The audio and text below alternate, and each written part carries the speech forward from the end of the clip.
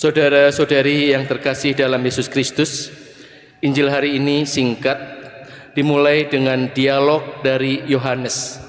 Kita tahu bahwa Yohanes adalah murid yang dikasihi Yesus dan murid yang paling setia.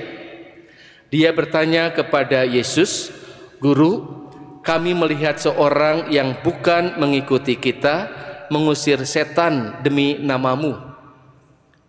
Tetapi Yesus mengatakan, "Janganlah kalian cegah dia." Dan dikatakan oleh Yesus, "Barang siapa tidak melawan kita, ia memihak kita." Ketika merenungkan Injil hari ini, barang siapa tidak melawan kita, ia memihak kita. Saya yakin bahwa semua yang berasal dari Tuhan adalah baik. Termasuk kelahiran bayi, kelahiran manusia ke dunia pasti selalu baik.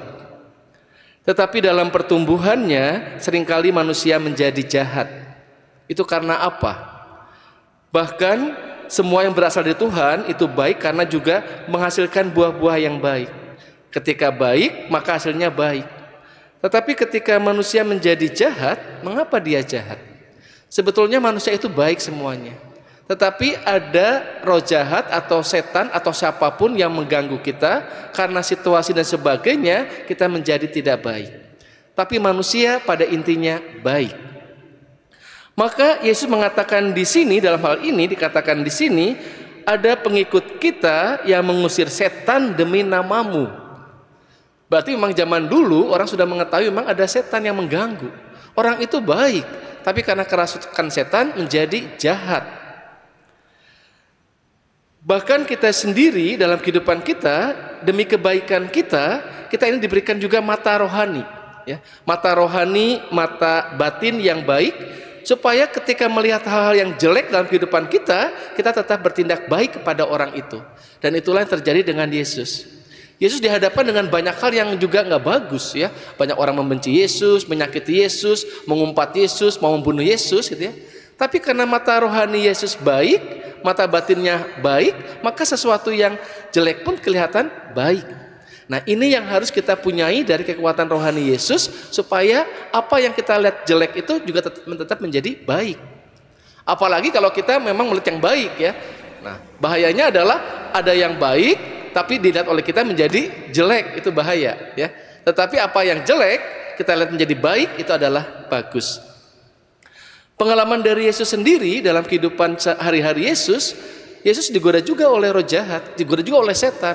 Yesus, ini ada roti nih, kamu rubah menjadi, ini ada batu nih, kamu rubah menjadi roti, gitu ya. Nah, ketika lapar kan tentu kita ingin makan, tapi Tuhan tidak, kita nanti, ya. Itu godaan-godaan dari roh jahat, ya, berhubungan dengan nafsu-nafsu kita, digiring untuk kita berbuat jahat. Yesus, nih, kalau kamu menjatuhkan diri kamu ke bawah, gitu ya, nanti ada malaikat-malaikat menolong kamu. Berhubungan dengan kekuasaan, ya. Nah, kadang-kadang berhubungan kekuasaan juga setan menggiring kita supaya kita berkuasa. Tapi kita tidak. Lalu satu lagi juga yang berhubungan dengan materi. Kalau kamu menyembah saya, kamu akan berikan saya materi semuanya untuk kamu. Ini malah tidak. Dan Yesus tahu, mata Yesus, hati Yesus tahu kalau orang itu atau setan itu ada, maka dia berani mengatakan tidak. Sehingga hari ini kita diajak oleh Tuhan bagaimana kita sehari-hari mempunyai mata batin yang bagus, mempunyai mata hati yang bagus.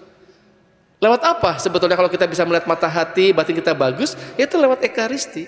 Ya, saya berkali-kali mengatakan, banyaklah terima tubuh Kristus. Karena apa? Sumber kasih adalah Tuhan, sumber cinta adalah Tuhan, dan sumber cinta itu dapat dari mana? Dari Ekaristi. Nah, Ekaristi ini membuat diri kita semakin mencintai Tuhan. Pengorbanan Yesus yang terbesar adalah dalam Ekaristi. Kalau kita Ekaristi dengan sungguh-sungguh, ini menjadi kekuatan bagi kita. Dan yang kedua adalah hidup doa kita yang bagus. Sesudah Ekaristi tentu kita hidup doa yang bagus. Karena dimanapun kita berada, kita akan berjumpa juga dengan orang-orang yang tidak baik, yang akan menghancurkan kita. Tetapi selama kita di dunia, kita tidak usah takut. Kalau kita mempunyai mata hati batin yang bagus, maka semua juga menjadi baik. Saya beri contoh seorang ibu yang mendidik anaknya menjadi baik. Ibu ini sudah tahu bahwa anak dalam kandungannya ini adalah pemberian dari Tuhan.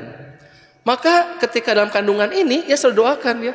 Tentu doa Bapa kami, Salam Maria, diberikan tanda salib, karena percaya anak ini harus mempunyai kekuatan rohani untuk dia nanti hadir di dunia.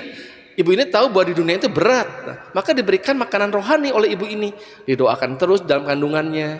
Ketika anak itu lahir juga sama, ibu itu memberikan kasih, memberikan cinta, memberikan tanda salib dan sebagainya. Itu kepercayaan iman. Lalu anak ini sudah menjadi besar, dia bergaul dengan teman-temannya di sekolah, ya, bergaul. Tentu di luar itu kan dunia, kadang-kadang mengacaukan dia. Mungkin tiba-tiba dia mau ngomong kasar kepada ibunya atau di rumah. Ini kata-kata dari mana? Tapi ibu ini dengan tegas, ya, menasihati dengan kasih bahwa memberikan jalan yang benar. Kamu tidak boleh ngomong seperti itu tidak bagus. Nah, itu adalah hal-hal kasih yang harus kita ingatkan.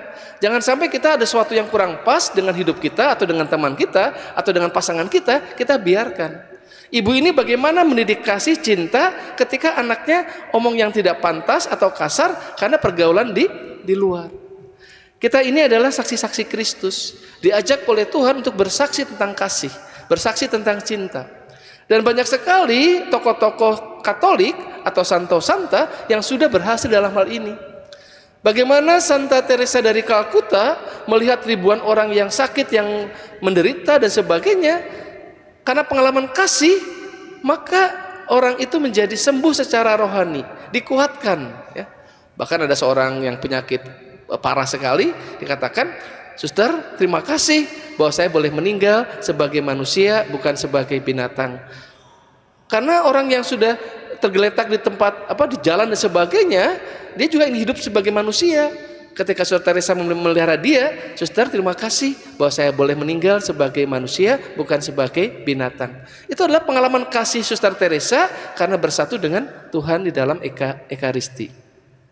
Juga bagaimana kalau kita membaca surat-surat dari Paus Fransiskus, ya, bicara masalah kasih, masalah cinta.